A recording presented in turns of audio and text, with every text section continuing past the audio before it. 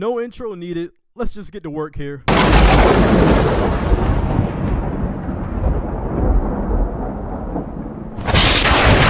12 Years Slave, directed by Steve McQueen, starring Chiwetel Ejiofor, Michael Fassbender, and Lupita Nyong'o.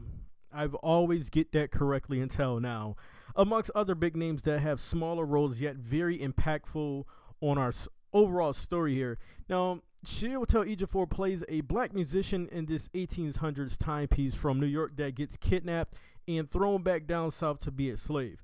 If I'm honest here, I think this is the movie where everyone who saw this movie made up their minds that there's no need for another slave movie about blacks in the United States. There's no need for it after this movie.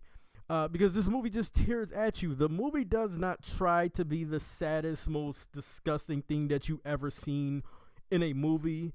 The movie's story is just that, and I have to be proud that the movie did that. Now, when it's movies like this, I like my movies to be real, to be exactly how the story is, and the movie just lets things play out, and it just ends up being the saddest, most disgusting thing that you've ever seen. That is, if you have some kind of heart or a conscience or anything like that. Every scene, you little by little, you start to see where hope is starting to go for our main character, Chiwetel Ejiofor as Solomon.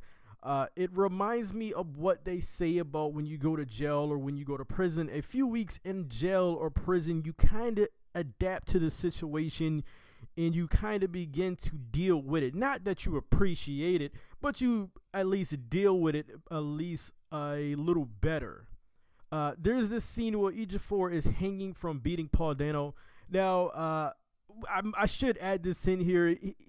Paul Dano catches a beating in every movie that you see him in. Now, the one that Daniel Plainview gave him, now that's a review for another time.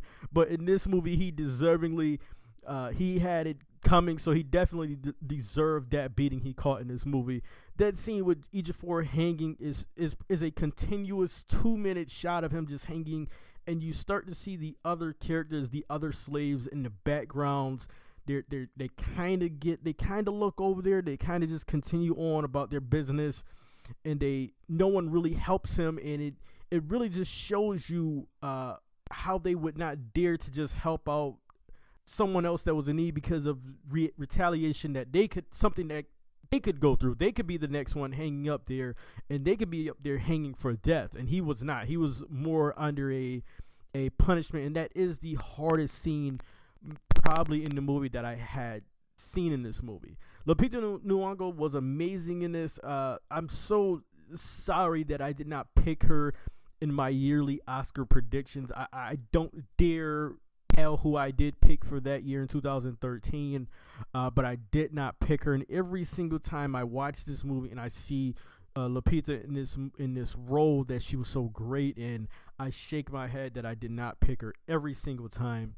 By the end of this movie, you just feel tired, you feel exhausted, not because of the runtime. I feel like the runtime on this was perfect, but because director Steve McQueen did a great job of just bringing us as viewers through this awful journey that 12 Years Slave is. 12 Years a Slave is a hard movie to watch. It's an impactful movie. It's a great movie, and on my rating system, it's a legendary movie. It's a 96 out of 100. I gotta give this movie a 96 out of 100. Guys, if you've seen 12 Years Slave, get in the comment section and let me know your thoughts about it. If you're new here, check the playlist for other movie reviews and sports content. And until the next video, guys, I am out. Thanks for listening.